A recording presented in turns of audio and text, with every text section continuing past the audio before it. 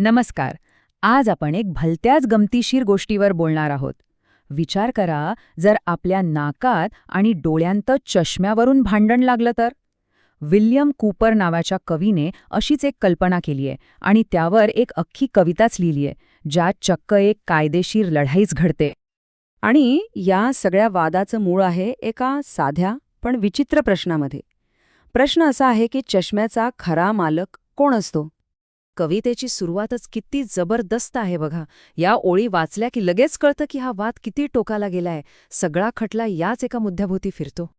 तर मग बघूया तरी ही अजब स्पर्धा नक्की सुरू कशी झाली? कल्पना करा, चष्म्याच्या मालकी हक्कावरून चक्क 2 ज्ञानेंद्रिय कोर्टात पोचली आहेत. म्हणजे शरीराचे भागच एकमेकांवर केस करत आहेत. किती विलक्षण कल्पना आहे नाही का? अच्छा, आता कुठल्याही कोर्ट केसमध्ये पात्र तर असणारच, बरोबर? चला तर मग बघूया, या विचित्र कोर्टरूममध्ये कोण कोण आहे. सगळ्यात आधी वकील. आणि वकील कोण आहे?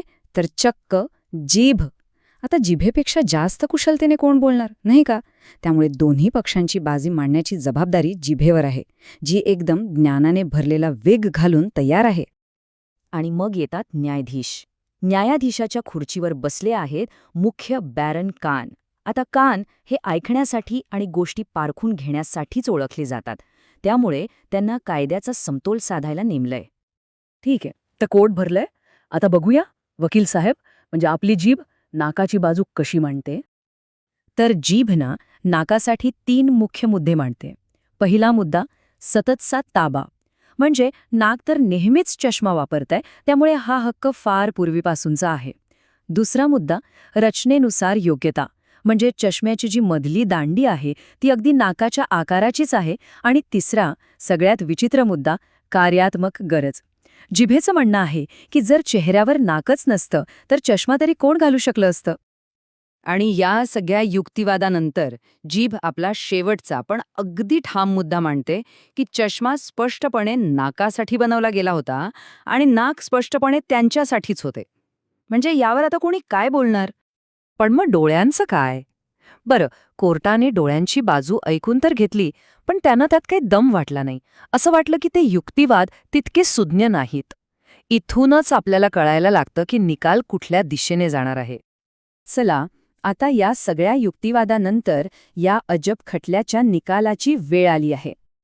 आणि निकाल आला. आणि न्यायाधीश कान यांनी काय निर्णय दिला असेल? त्यांनी अगदी गंभीर आवाजात सांगितलं की जेव्हा जेव्हा नाक आपला चष्मा लावेल, मग तो दिवसा असो वा रात्री, डोळे बंदच राहिले पाहिजेत. म्हणजे विचार करा, चष्मा नाकाचा आहे म्हणून डोळ्यांनी बंद राहायचं. चष्म्याचा जो मूळ उद्देश आहे तोच इथे निकालाने धुडकावून लावला आहे.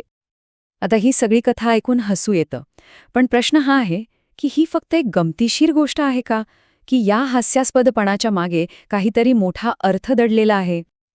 आणि उत्तर आहे हो. यामागे खोल अर्थ आहे.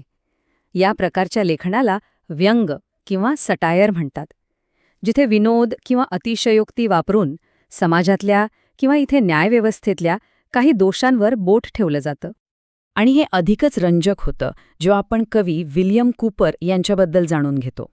त्यांनी स्वतः कायद्याचा अभ्यास केला होता, पण त्यांना तो व्यवसाय कधीच आवडला नाही.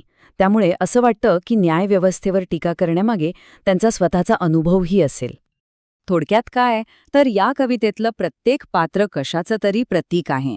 वकील म्हणजे जीभ दाखवते की कसं केवळ तर्कावर चालल्यास सामान्य ज्ञान मागे पडतं. न्यायाधीश म्हणजे कान दाखवतात की कसं परंपरेला आंधळेपणाने चिकटून राहिलं जातं.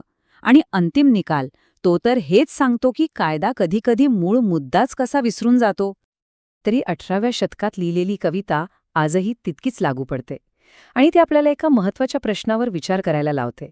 कधीकधी कायद्याच्या शब्दांचे पालन करता करता न्यायाचा मूळ आत्माच तर हरवून जात नाही ना.